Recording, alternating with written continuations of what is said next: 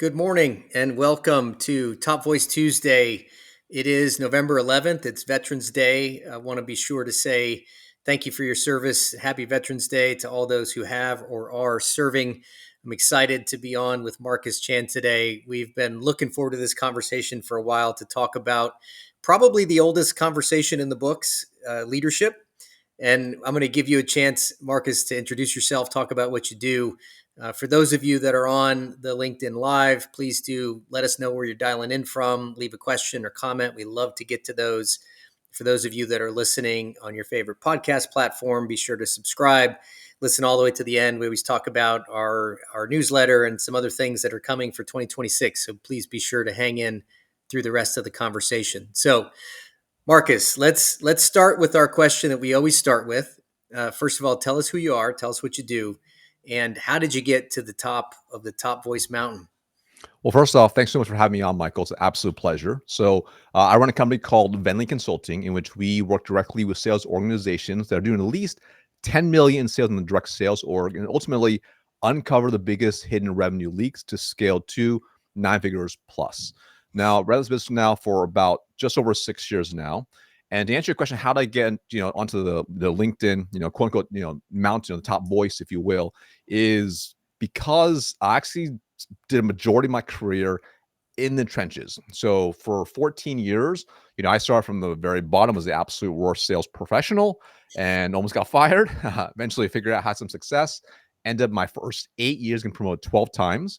Got to the point I was running a 9-figure sales org, over 100 plus employees, won every single award, had a lot of fun doing it, and made a lot of mistakes along the way. So when I started my business, I thought, hey, you know what? I think it'd be really good to potentially share some things I've learned. And when I started to look at actually on LinkedIn as a platform, I observed there was a lot of people posting very like superficial, high level stuff, nothing with real depth or tactical strategy. And then when I looked into, unfortunately, some of their backgrounds, some of them really hadn't really been that successful, even in the roles they were in, never really led large sales organizations. And I said, hey, you know what? This might be an opportunity because I can actually share what I've done in my experience and hopefully help other people. So, this is like September 2019. I just started like posting, consistently, 1 to 2 times a day, sharing best practices, strategies, stories, how to become really effective in sale, how to close more deals, bigger deals, to leadership stuff as well. And started to, get some traction. People started like coming to me. Like I started to get a lot of like connections, and people started sending me DMs, say, hey, I tried this, it really worked really, really well. And I was like, this is really awesome. So really I was just trying to make an impact, right? And obviously, by doing that, that led to more leads for my business growing and scaling as well. That was really my primary focus, just help other people. And by just the act of doing that, a side effect was LinkedIn reaching out to me and saying, hey, Marcus, you just made a list of our top, I think it was top 20, 25 people in sales who post and put out amazing content that really helps other people.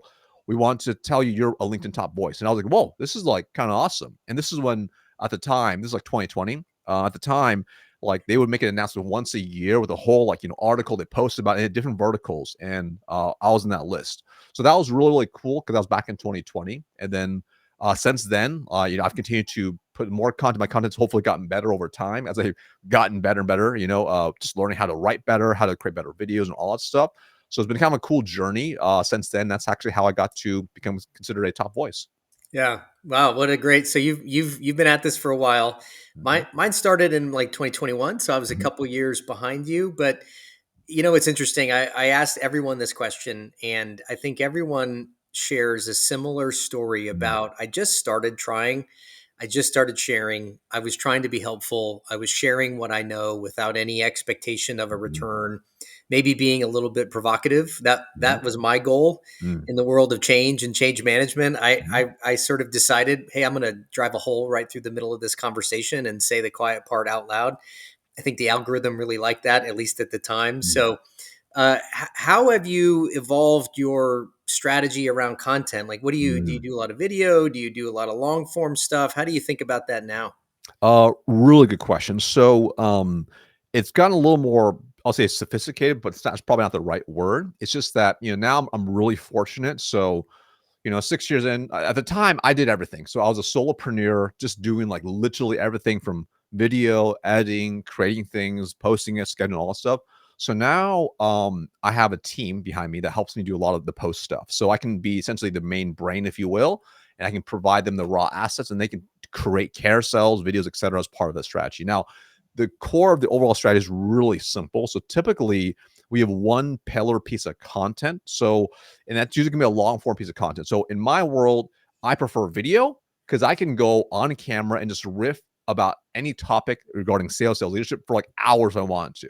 So I create one pillar piece of content. So typically in what I do now is I have one pillar, like YouTube video, if you will. That YouTube video now can then turn into many, many different ideas and then pull from this. So we could take that one, 30-minute YouTube video, and now we can create several different carousels teaching different ways. We can create mini video clips as well. We can create like just text only posts or image only posts, etc. And that type of stuff. So from a strategy perspective, with that one pillar piece of content, and then we can just turn it into like dozens of extra pieces. And of course, those all come out the same. They get sprinkled over the next 6 months of how we kind of want to utilize that as part of it. Now, Yeah. to get super tactical, we tested different types of content, and as of right now, one of the metrics we look at is saves and sends on LinkedIn. So we take a look at Mhm. each piece of content, like, hey, how many people, how many are getting saved of each piece, and how many are getting sent on the platform, which is a good indicator of people find this valuable, right? And we found, generally speaking, our most valuable posts have been carousels consistently. Maybe Mhm. because you can download it. So for us, we do typically 7 carousels each week, very dense, very, very like tons of value inside. And then we do 7 videos, short form videos as well. And short form about 2 minutes long. Now we've tested a little bit because we used to repurpose videos and just like kind of cut from a YouTube video and put it on there. And we do that sometimes still. But we have found the made for social content performs significantly better. To be very, very specific, like literally taking a camera out or phone and recording something specific for platforms. That has done really, really well. So we've been doing that now. We look at all the data, and typically, in our personal experience, when we film made for social content, it usually perform like 3 to 4 times better from every single metric across the board. So now we pivot that video strategy. But from an overall perspective, consistently 7 carousels a week, 7 short form videos a week. Now, sometimes we'll switch it up with a post here of an image or text only here, but consistently, that's how we structure the content overall. Wow, that's a masterclass in social media strategy right there for anyone listening or watching. That's definitely the theme of the day is to reuse as much as you can, be Mhm. consistent, and mix up your content format. And I think that's great. I've done some carousels based on this show Mm. every quarter. Love it. I do a big summary of what we've talked about, and Mm. that really does well. Mm. So we could go into that more, but let's talk about leadership here. We've just got Sounds a good. comment in the chat about transactional leaders, trusted advisors, and some of these phrases. So when you and I Mm. first met, Mhm. we had this conversation. What do we want to talk about? And you used this phrase, transformational versus transactional Mhm. leaders. Maybe let's just start with what is a transactional leader from Mm. your perspective? What does that Yeah. mean? So in my perspective, a transactional leader is almost like a checklist type leader, right? It's kind of like did like if you're a sales manager, it's like, oh, did my rep make phone calls? Did they do this work? Did they show up on time? And yeah, that's important to a certain extent. That you can have a robot could do that job, right? That's someone who's getting replaced by AI, frankly. Then you have transformational leaders who can take people who are I treat like almost like clay, and they can build something absolutely incredible out of it. And I want to give you a really, really simple example. So, as an analogy, right? And this is a way of thinking, right? I'll give an example. So we just bought a rental property about a year ago. It has 6 total units inside. So, and it's a really good area in Portland, and it's not in great condition. And if I was a transactional leader, I would say, let's just fill it with people and that'll be good. Right. Maybe we Mhm. could charge like $1,000 for rent, whatever per unit, maybe $6,000 in total gross revenue. That's a transactional leader kind of thinking that way. Now, a transformational leader is like, okay, how can we maximize it, make it better, and take this clay and make it far bigger? Right. So the first stage was we do a complete remodel, fix it up, make it look completely different, and we're able to double the rent. So now something goes from 6K to 12K in revenue just in the same thing. So that's part one. Part two, we also, because of the property, we can add 6 more units. So that now suddenly that property is going to double in size to 12 units, right? So now we're in the process of getting that completely dialed out. And when I think about leadership, it's much like the same way. You get a rep who comes in and works for you. And if you're a transactional leader, you get them to kind of do the job. But if you are a transformational leader, you get them to achieve things they never have achieved before, from a results perspective, from discretionary effort to how they show up to their career.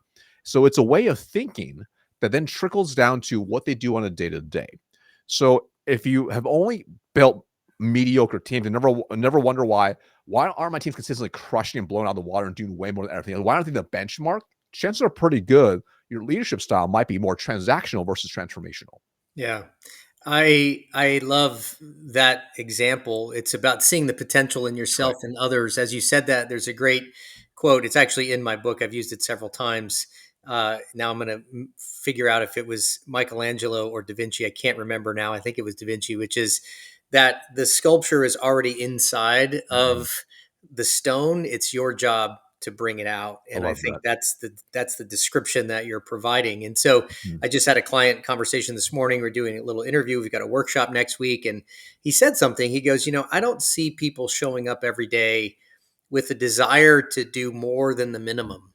Mhm. And that I think is a little bit about what you're getting at. So let's talk Yeah. about why from your perspective, you've said that many leaders are set up to fail. These transactional leaders come in and just to do the job. Why do Mhm. you think that's happened? Why do you think we've got this model of kind of broken leadership development in some ways that so many people end up there?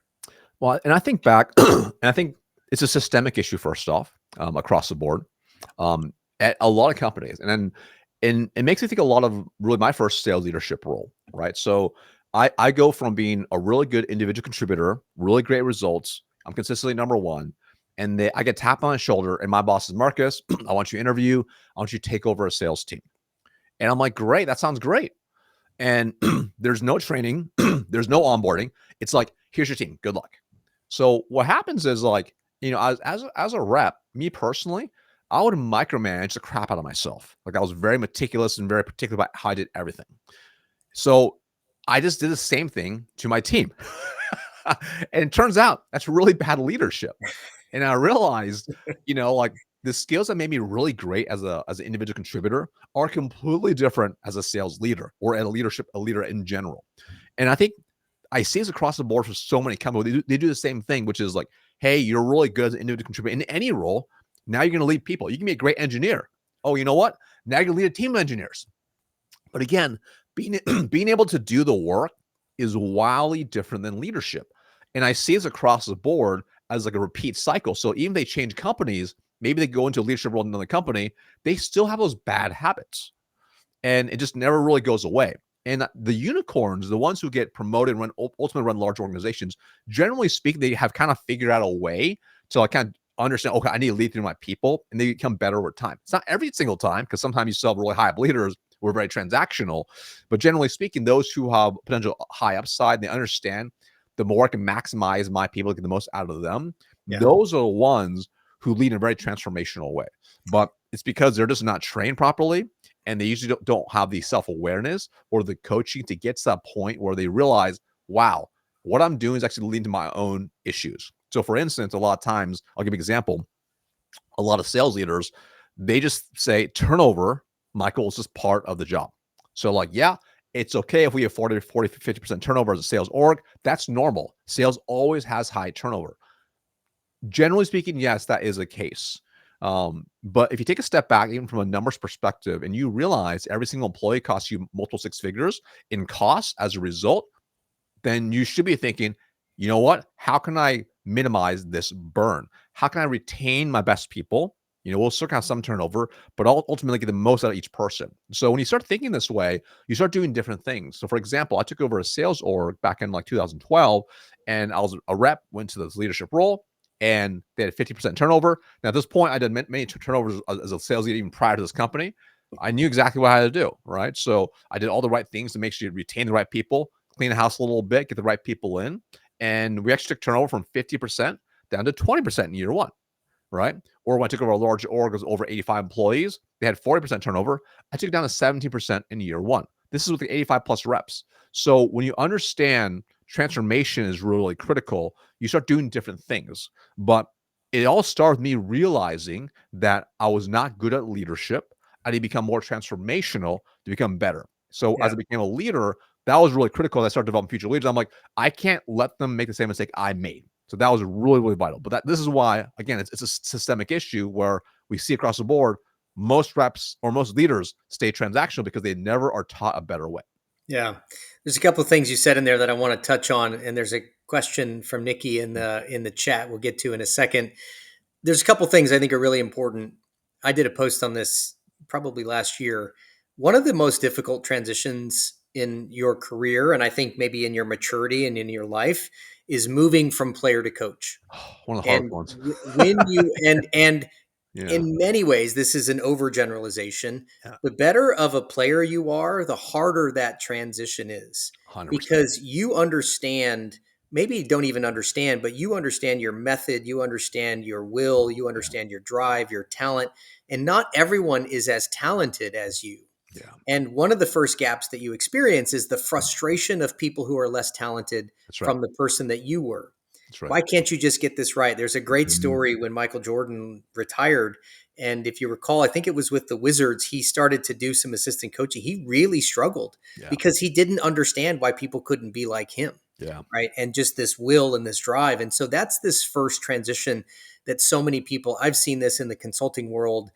You've got a hot shot consultant. They're really productive. They're really strong. They're really responsive. They work all the time and they become the leader of a team and they drive everyone into the Mhm. ground and they don't understand how to make the transition. 100%. That's number 100%. one. Number two, part of that transition is you've got to be willing to let go of the doing and the product and being productive, because as a player in any sport or in any job, what's your primary value? It's output. That's right. Right? And when you're a coach, it's not your output, it's the output of others. Mhm. And those two things are huge. They're huge stumbling blocks and obstacles. So let's take Nikki's question. I just wanted to hit that because I loved your story. So the question we're getting from Nikki is, how do you build and measure trust with your team so that they individually are empowered to one day lead a team of their own? And this is this conversation we're having about leveling Mhm. up and the role that trust plays in the teams Mhm. that you build. I think it's a great question. 100%. So I think first of all, great question, Nikki. And I think it starts off first with leading from the front because you can like talk a big game all you want, but like how do you show up as a leader? And it's in like every in everything that you do, right? I'm a firm believer your team is always watching, whether you realize it or not, right? This is like absolutely vital. And this goes down to like what you do on a tactical basis because you can talk about, hey team, like we need to like show up on time and like make sure we give 100%, et cetera. And you can say, oh, always on a soapbox, but are you showing up on time? Are you giving 100%? Right? So it starts with like how you show up, and even a deeper example is like, let's say for example, you are doing one-on-ones with your team. How do you run your one-on-ones? Are you transactional in nature? Are you like, if for example I'm leading a sales team, it's like, oh, Marcus, did you make your calls last week? How many calls did you make? Okay, you made 50 calls. Okay. Did you close any deals last week? Yes or no? Okay. Like, how big are those deals? Like that's very transactional leadership versus are you showing them what good looks like as a leader? Are you coach them through whatever they're struggling with and guide them to become much better? And this applies to every part of what you do. And that's why um, leadership is seen, not heard. And you have to show them consistently what you're really doing. That's like the first stage, right? To do that. That's like table stakes, if you will. The next level is if you're a really, really good leader, is you are actually developing them and their skills for leadership. So let's just say, for example, this is what I did personally. I had many people on my direct sales team that said, "Marcus, I want to be, I want to be an enterprise account executive. I want to be in an enterprise type role, or I want to be a leader like you." Great. They require leadership in different ways. So I work with each of them individually to develop their own success blueprint, and I'll develop their skills for that. So for example, let's just say they told me they want to be a sales leader. Now, one of the skills that I didn't realize how to learn was really understanding the P&L, the profit and loss statement inside and out. I need to make smart business decisions. So I'm teaching that in trainings. I'm pulling people that want to be leaders together. I'm walking them through the profit and loss statement of what they do and how it impacts the rest of the business as a whole. Or for instance, if it's teach them like, hey, like a big part of the role is learning how to like coach people and develop them. I'd have them come with me to see how I would coach somebody else that maybe was not performing. Or I'd start having them do tasks as well. Say, hey, listen, like Michael, you told me you want to be a coach. Now that you've seen me do it, I taught you the framework. I want you to spend time with Lisa, our new rep, on Thursday, and I want you to go in the field with her, and I want you to coach her effectively and let me know what you find out and let me know how she takes the feedback. So we're doing these things, we're teaching frameworks, we're educating them, we're demonstrating how it looks like, and then we're giving them the opportunity to actually apply it live before they're in the role. Because if we can get them doing these things before they're in the role, well, number one, you'll actually have better retention because they understand how important their development is to you. But then number two, when they step into the role, it's not such a shock because they had already been doing those things already for that role. Yeah. Just a ton of wisdom in there. And one of the things I say all the time about leadership, I say this to the athletes that I coach. You know, I still coach football. This is my last season on the field, but I'm a leader in all sorts of different ways. One of my favorite quotes, by the way, another favorite quote is from Mike Krzyzewski, the legendary Duke basketball coach, who said, "I'm not a basketball coach. I'm a leader who happens to coach basketball." Mm, And I love that because it speaks to these essential skills. And one that's of right. those you touched on, which is, I say this all the time: I'll never ask you to do anything that I haven't done or I'm That's not right. willing to do myself. 100%. And that is leading by example. And you cannot talk out both sides of your mouth. You cannot ask people to do things that you're not willing to be in it with them, to be in the struggle, to be in the fight, to be the first one to stand up and the last one to leave. All of those things are Mhm. absolutely essential. I just love that you shared that. The second thing you said, which I think is really important, is your role as a leader is to transfer knowledge. I need to Right. teach people to do what I can do, understanding that we all have natural gifts, which gets to the third thing you said, which I think is just really wise, is you've got to understand each person individually. Mhm. You've got to understand what makes them tick, Mhm. what where they struggle, what they need in terms of making the next step. By the way, what they need is probably not what they want. Those are Mhm. not always the same That's things. right. And to be able to coach that person through that experience. And I think this is where, for me, leadership becomes the greats separate themselves, because Mhm. I always tell people at the end of the day, if you're a leader, you should be emotionally and mentally fatigued. You Mhm. should be thinking about other people, thinking about That's where to right. go next, thinking about how to get the best out of them. And that takes effort. It's Mhm. not just transacting through the day. So how do you get people to make that turn? What are things that you help encourage people when they're maybe doubting themselves, when they're not sure if they're cut out for it? How do you approach that situation?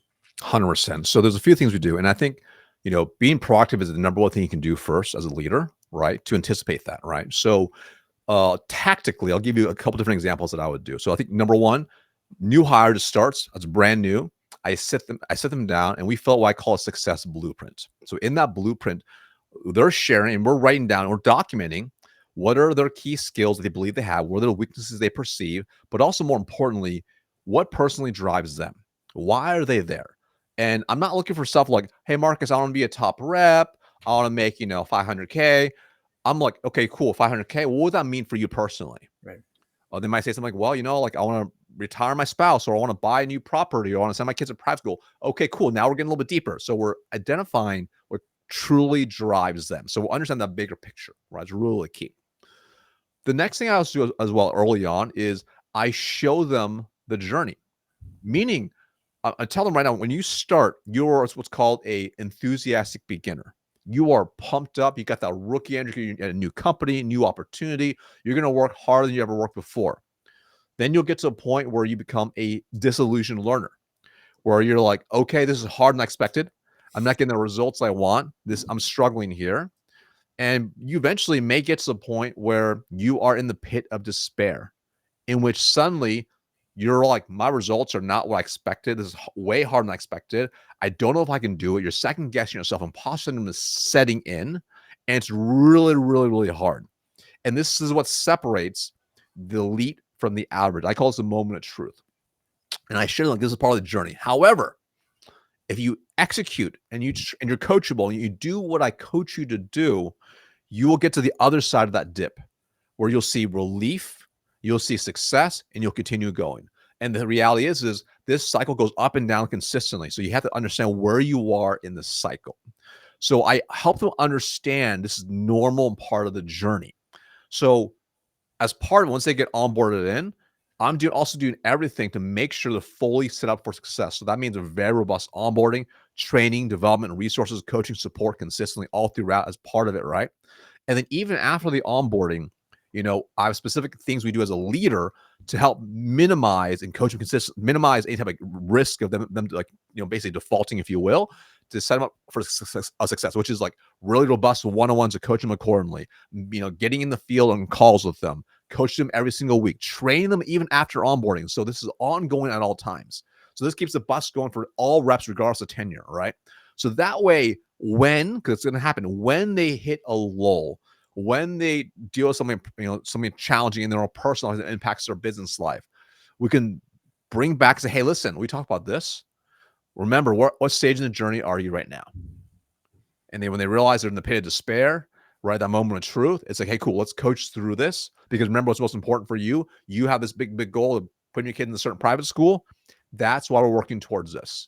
Yeah. So we're Yeah. starting to help coach them through this, but then also really specifically, when they're in that moment of despair and they're second guessing themselves, it's giving them a very clear action plan, exactly what to do. It can't be like, Marcus, I know you're struggling. I want you to just work harder. Just push through. It's going to be okay. Like, that is not concrete enough, right? It's got to be like, okay, Marcus, like, hey, cool. Like, you've been doing a really great job with your overall discovery. You have what's called a level 5 discovery, and get you level 10. To get to level 10, we want to implement the RIM framework. It's 3 components. Here's exactly how you do it, how you say it. Let's role play together. Let's get you skilled up. Okay, cool. Let's practice. And you're in the trenches with them, and you're getting them ready for the next stage, right? Yeah. Because ultimately, you're getting to a point where you're uncovering, is it a can't do or a won't do? Is it a skill issue or is it a will issue? Mm. And I can deal with the skill issue. If it's a will issue, they're not willing to do it. That's a different conversation. Yeah. So Yeah. the key is being proactive, always leading to that point. So that way, when they do get to that dip, that's okay. We prepared for this. Now let's lead through it together to help you get to the other side.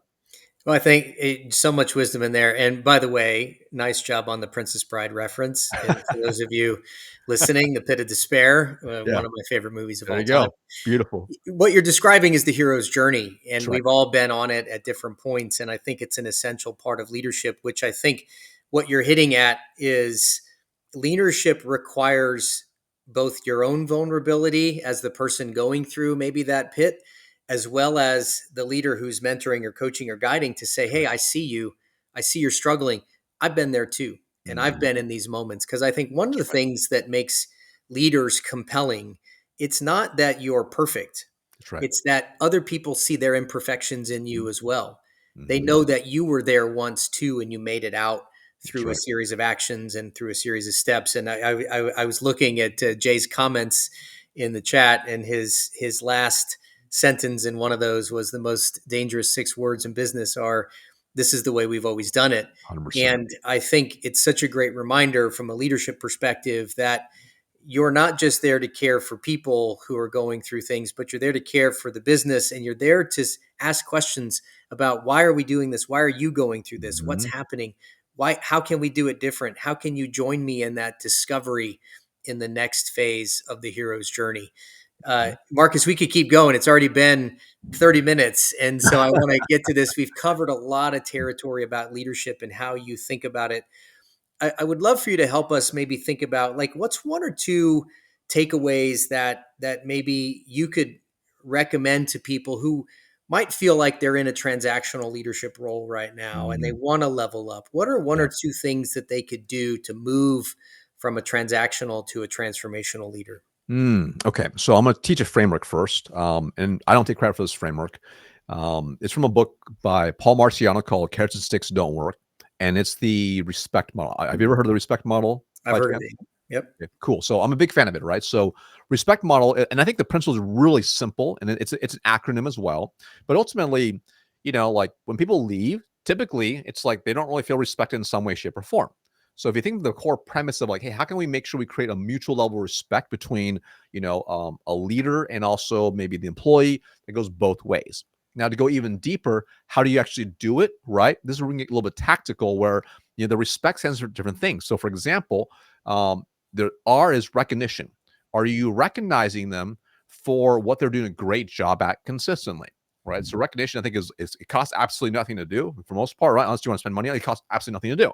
So if you're struggling to recognize your people for what they're doing great on, maybe only criticizing only, maybe that's the action you want to start taking to recognize them for doing the right thing. Now, I'm also a firm believer. I don't like to recognize mediocrity. Now, if the performance is mediocre, I'm not saying you don't recognize them, but is there specific things that they are doing they're doing a really good job with that you want to see them continue to do in a different way? So for example, like I remember I had one rep who was not performing, but they did a really great job with their preparation for meetings. Like they just the way they structure their notes, the way they prepare a POV for the prospect. I mean, like world class, really. They just weren't good at the other parts of the process, which is a different coaching perspective. So I'm making sure, even though maybe they're down the dumps on their own performance, I'm going to recognize that person for what the value that they bring to the table into the organization. That's really, really important because chances are pretty good. And everyone on your team, it's not like they're terrible at everything. There's probably certain things they really excel at. What's their like shining light? So recognizing that thing, that's first piece. Next is the next part of respect is E, empowerment. Are you empowering your team to become better and better and better? That's really key. So you're not micromanaging, you're not doing everything for. Are you empowering them to solve problems? Are you empowering them to excel in their roles? That might be something you want to start executing on pretty quickly. Then you have S, which is supportive feedback. So you're also coaching them as well. So you're not just giving only recognition. You're also saying, "Hey, great job. Here, can I coach you on X? Can I coach you on this?" And you're guiding them to help them become better at their job, right? It's not just you just getting mad if they're not doing certain things. You're coaching them to make them better. That's really good. But you're doing it in a way that's supportive to them versus a critique. And then you have P, partnering. This is a big one I see a lot of companies, a lot of leaders miss, which is, are you partnering with them with whatever the focus is on? So if they're struggling, not performing, is it like, hey, let's work on this together? Or is it, hey, Marcus, you're bad at your job, go figure this out? That's not partnering. Versus, hey, Marcus, you're struggling. Can we discuss together how we can help you take your game to the next level? Can we walk through and plan together a plan you feel really good about to help you get to where you want to go? That's partnering together so they feel they're part of the solution, part of becoming the next level, right? So as we have RESP, and then we have E, expectations. Are there really clear expectations on how to excel in the role and what to do? I found that a lot of time it's not clear at all. It's like, hey, just show up, do this. It should be crystal clear. Like if it was in a court of law, are the expectations laser clear so everyone knows exactly what success looks like, what's good, what's bad, being really, really clear. Then you have C, consideration. Are you showing consideration? Do they feel like you actually care for them, or are you just a number? Right? And that's really important. And I'll tell you early on, I struggled with this because I didn't realize, even though I was doing these other components, they felt like I didn't really care because in each person defines it differently. It's like they're like, hey, you never asked me about my family, you never asked me about, my personal stuff. And I'm like, oh, I didn't realize it was important to you. Right. That was a good reminder for me. I need to be more considerate. So I started to learn how to like showcase that as part of my leadership style. And then last is T, trust. Do they trust you, trust an organization, trust whatever you sell? Do they have trust overall? So when you look at the whole component of the respect model, you know, as a leader, it's not about, hey, just one or two takeaways. It's like, hey, what am I deficient in the respect model, and how can I build some tactical execution around it to Mm. solve for that specifically, so that I'm a fully fledged leader, so I can develop, really leader. I can develop people on my team who become future leaders because I'm leveraging the respect model. That's great. That's great. And it summarized in a quote I heard once, which is your job as a leader is to make leaders who can make other leaders. That's And I right. think that respect model is a really, 100%. really good reminder that your job is to build other people who can do things you can't. And if you can do that, you're an outstanding leader. 100%. Th- this has really been great, Marcus. As you know, there's a closing custom on this show that I stole shamelessly from another podcast. I think it's great, but the last guest leaves a question for the next guest. And I think this can be a good one for you. So, looking back on your career, what's one piece of advice you wish you had back when you started? And what would you have told yourself that you could do differently now that you've got several years of your career under your belt? Mm. I would say, if I could look back and give myself one piece of advice, I think would have probably, I would say, dramatic outsized returns based off this advice, that I wish I knew, it would be to focus on increasing your self-awareness. And to be very, very specific, I have found oftentimes in my past, whenever I got held back because of certain things, it's because I had a level of ego of some way, shape, or form of not really being able to see the situation. It's kind of like, there's two sides to every coin, right? If you will. Um, I found early on, because I didn't have the self awareness, I wasn't aware of how I showed up because perception's reality. I wasn't aware of like what I did and the impacts to other people. So that hurt me early on, right? That hurt me from a sales perspective, hurt me from a leadership perspective, hurt me across the board. So if I could like shake myself and like, hey, you need to like focus on like really being aware and understanding how you are showing up, not to change who you are, but just so you have an understanding of it. This will allow me to change my approach and adapt differently based on the circumstance of whatever situation I was running into. It's a great piece of advice. I resonate with that. I would give myself the same advice. I've always been a bit of a maverick and a troublemaker, and I've blazed some trails through things. And at times, you got to know, when does that behavior not serve you? That's right. And you can't perceive yourself, and you need feedback from others to Mhm, say, hey, this isn't working out the way that you think. mhm, Being the smartest person in the room, or being the sharpest person, or knowing the strategy, mhm. knowing the answer and taking off running and turning around and no one's behind you, it's not helping anyone. You've That's got right. to be able to create a following, and that's not always done just because you're the best player. I think it's a great tie-in to the Mm, player coach conversation. 100%. Marcus, this has been fantastic. As always, I want to give people a chance to, where can we find you? Where can we follow you beyond LinkedIn? Anything you'd like to leave with our guests as we depart? Awesome. So first of all, it's an absolute pleasure. You can find me on LinkedIn. Look at Marcus Shan. Very, very simple. Or head to bentleyconsulting.com. You'll see on there, I have tons of free trainings, free resources for whether it's sales leadership to, individual sales, tons of stuff on there on my site as well. Great, great. Thank you again, Marcus, for a great, great conversation. Thank you all for the comments, for listening in, for subscribing to the podcast. As a little preview, we're going to keep going in 2026. We're launching a few new things. We're going to have some new guests and new episodes, a little bit of a premium subscription that we're thinking about to get even better and even bigger as we go into 2026. So thank you to everyone who have been part of this Top Voice community and all of our guests and listeners. This has been fantastic. We're not done yet. We've got 5 more episodes before we hit our 50 target for the year. We'll have 50 episodes. I'm super excited about that. So thank you again for tuning in, and we'll see you next week. Thanks again, Marcus. Thanks so much.